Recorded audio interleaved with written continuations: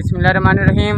अस्सलाम वालेकुम। की हाल चाल ने मेरे भैन भाइयों, उम्मीद करना तुम ठीक हो सो। अलहमदुलिल्लाह से थोड़ी दुआवां नाल ठीक ठाक हैं।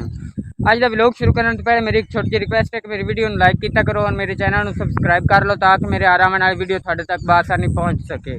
जिथे भी रहो खुश रहो, बात रहो, हंसते मुस्कुराते रहो, हमेशा साड़ी दुआवां थोड़े नाल ने। हाँ जी, तो अज जो है ना सुबह सुबह ही असी आए हैं, अल्लाह की सानू मेहनत मिल गई है। तो मकई लाते बने हैं माशाअल्लाह।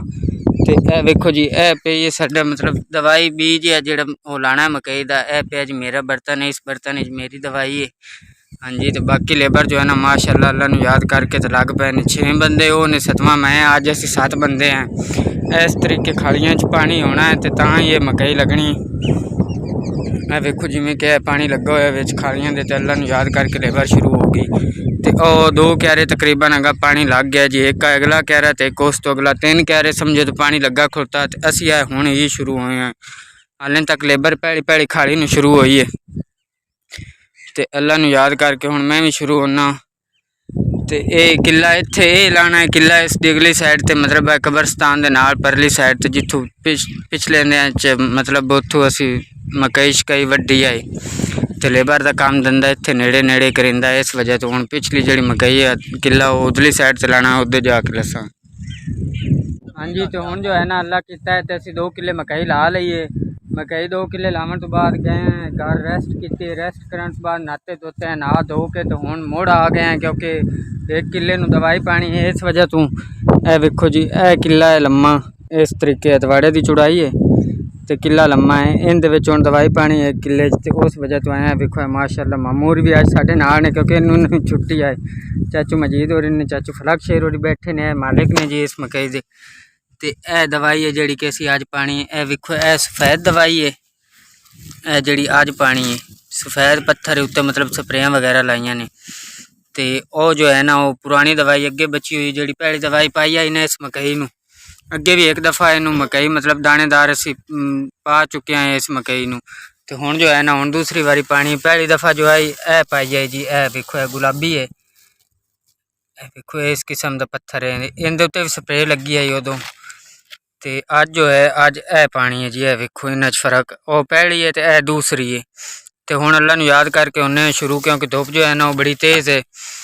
तो बाद मुड़े दवाई का काम होंदा है, इहदे बड़ा खतरा होंदा है क्योंकि जहर ही तो होंदी है निरी। तो जहर की वजह तो ना खतरा होंदा है इनू भाई मूँह के नेड़े हो जाए या मतलब किसी भी तरीके अगर अंदर चली जाए तो इंसान के मरण का खतरा हो सकता है। बकायदा उन्हें स्प्रेयां वाली बोतलों उत्ते भी लिखा है और पत्थर वाली थैली जी उत्ते भी उन्हें ये गल लिखी हुई है। तो कोई नहीं, अल्लाह नू याद करके हम शुरू होने हैं। तो यह मामू होरी जो है ना वो दवाई पा रहे हैं, यह वेखो। तो बाजी होरी भी आए खड़ोते ने माशाअल्लाह। अल्लाह की साड़ी सारी लेबर इकट्ठी हो गई है। 8 बंदे हैं अज असी लेबर दे, मामू होर समेत। मामू होरी जो है ना वो कदे कदे जो वेले होवन आ रहे तो उदों मुड़ साडे नाल काम करांदे ने, अगर आ रहे तो वेले ना होवन तो मुड़ आ रहे दा ही करते हैं। अज वेले आन मैं आख्या चलो आ जाओ मामू जी साडे नाल अज दवाई पवाओ क्योंकि गर्मी बड़ी घनी है इस वजह तो। हाँ जी, तो हुण अल्लाह नू याद करके शुरू होने हैं। तो वो जो पिछला अतवाड़ा है वो सारा पा लिया इस बन्ने तक। इस बन्ने तक जो है ना पिछला अतवाड़ा असी गत लिया। चाचू मजीद होरी मत्थे लांदे बंदे ने इस क्यारे दे। ते बाकी लेबर जो है वो अगले अतवाड़े च वड़ गई अल्लाह कीता है। तां वेखो जी यह लेबर फिरदी बाकी दी माशाअल्लाह। 6 बंदे, अद्धे बंदे ने 7वां चाचू मजीद उदे ते 8वां मैं खड़ोता। जी इतनी एक दवाई बच गई। हुण पिछे अतवाड़े साडे वास्ते दवाई थोड़ी अल्लाह पाक खैर करसी। फिलहाल तो मुड़ मालिक लिया देसन तो पा दिसा, अगर उन्हें ना लिया दी तो मुड़ के ही पानी। तो हुण सिर्फ अतवाड़ा पाना है तो पा के तो वेले हो जाना। तो वह जो सामने इस मकई की परली साइड से वह सामने लम्मियां खालियां नज़र आ रही हैं ना, ये असी मकई लाई है अज सुबह सुबह 2 किले। किला ये लाया इस साइड से ते किला पिछली साइड ते है जो सामने बूटे खुलते हैं इन्हों की दूसरी साइड से।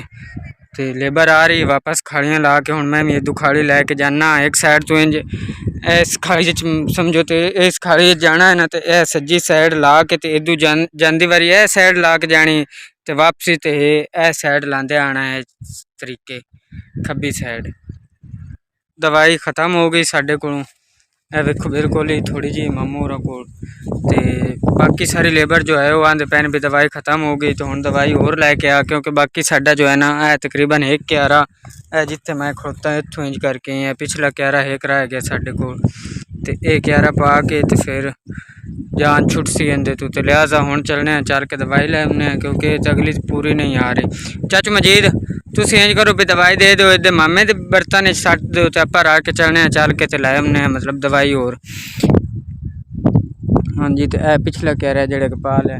हाँ जी तो ये जो असी है काम कर रहे हैं ना इस काम की सारी कोरी मजदूरी 1200 रुपया है फकत 1200 रुपया किले का तो एक किला असी होने पाना है।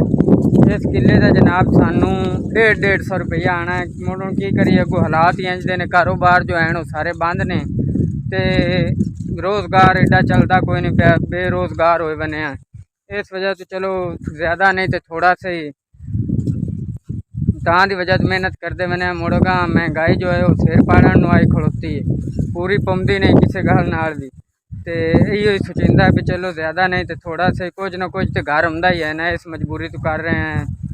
कोई नहीं अल्लाह पाक करम कर सी कदे तो साडे भी है जेड़े बादशाह या बैठे ने खजाने के उत्ते कदे ना कदे तो उन्होंने तरस या रहम उसी ने साडे गरीबां ते तो फिलहाल चलने चल के दवाई लै आने।